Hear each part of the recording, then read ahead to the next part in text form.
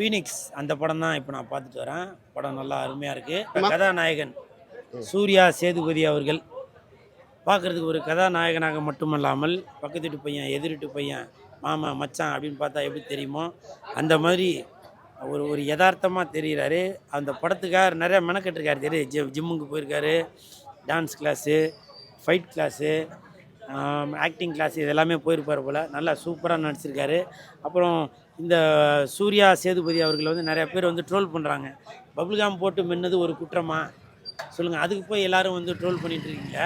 தடை விதிக்கப்பட்ட பொருட்கள், கூல் லிப்பு, அப்புறம் அன்ஸு, பன்புராக் இந்த மாதிரி போட்டிருந்தா தான் அதுதான் வந்து தப்பு இல்லையா? ஒரு பபுல்காம் போட்டாக அது நம்ம மென்னுக்கிட்டு தான் பேச முடியும், மெல்லாமல் எப்படி இருக்க முடியும்?